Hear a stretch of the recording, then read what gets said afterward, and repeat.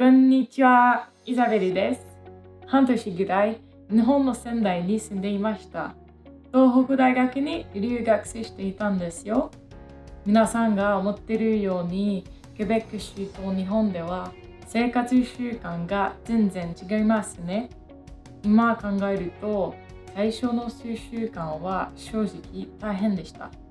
だから、この動画では他国の文化に慣れるためのコツをテーマに話していきたいと思います。そして、留学先の選び方についてアドバイスできたらと思います。Premièrement, il faut que tu choisisses une destination qui t'intéresse et dont tu as envie de partager le quotidien pour une session, voire une année. C'est sûr que le choix à l'université est important, mais il ne faut pas oublier qu'une fois sur place, tu feras bien plus qu'étudier.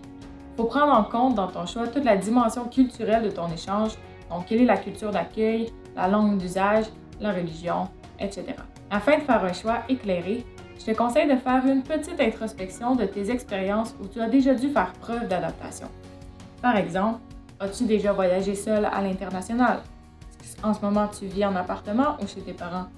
Est-ce que partir en échange, ça inclut aussi un déménagement, s'éloigner de sa famille et de recréer un cercle social à partir de rien? Si on ajoute à ça les différences culturelles et la barrière linguistique, ça peut faire beaucoup à gérer en même temps. C'est pour ça que c'est important de bien réfléchir aux objectifs qui te motivent à partir à l'étranger. Si ton but est de sortir de ta zone de confort, peut-être que le simple fait d'aller en échange va être suffisant. Dans ce cas-ci, tu peux aller vers des destinations plus occidentales où le français est d'usage, telles que la France ou la Belgique. Si tu sais que tes objectifs, c'est de te plonger dans une culture en particulier ou d'apprendre une nouvelle langue, alors vas-y, ça va être l'occasion rêvée. Puis il y a des super belles destinations en Amérique du Sud et en Asie notamment. Par contre, renseigne-toi un peu à savoir est-ce que l'anglais est utilisé là-bas ou non. Parce que c'est vrai qu'en Suède, on peut tout faire au quotidien en anglais, mais dans le nord du Japon où c'était un peu plus compliqué et puis j'étais vraiment contente d'avoir une base avant d'arriver.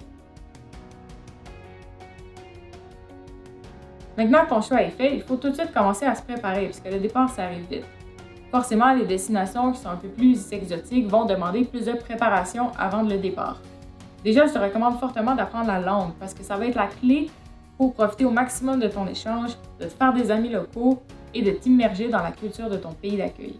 Aussi, ça va te permettre de voyager avec confiance en territoires inconnus. Pour y parvenir, il y a plusieurs ressources qui s'offrent à toi. Il y a les cours de langue offerts par l'EP, ceux offerts par des centres culturels à Montréal, ou encore, ce que je te recommande personnellement, les cours de langue de l'Université de Montréal. Une fois sur place, c'est important de continuer son apprentissage et je te conseille de participer à des échanges linguistiques. Pour ma part, j'y allais à chaque semaine, on faisait 2 heures de discussion, 1 heure en japonais, 1 heure en anglais. J'ai pu progresser énormément, rencontrer des Japonais et d'autres étudiants internationaux comme moi. Bref, l'important c'est de choisir une destination qui te passionne et qui va te permettre d'atteindre les objectifs que tu te seras fixés. Pour savoir qu'il y en a pour tous les goûts, il faut juste réfléchir un peu à qu'est-ce qu'on veut. Pour la préparation pré-départ, ça peut paraître long, mais je t'assure que ça va être un investissement qui va prendre toute sa valeur une fois que tu seras sur place. Tout ce qui me reste à dire, c'est bon échange puis profite-en!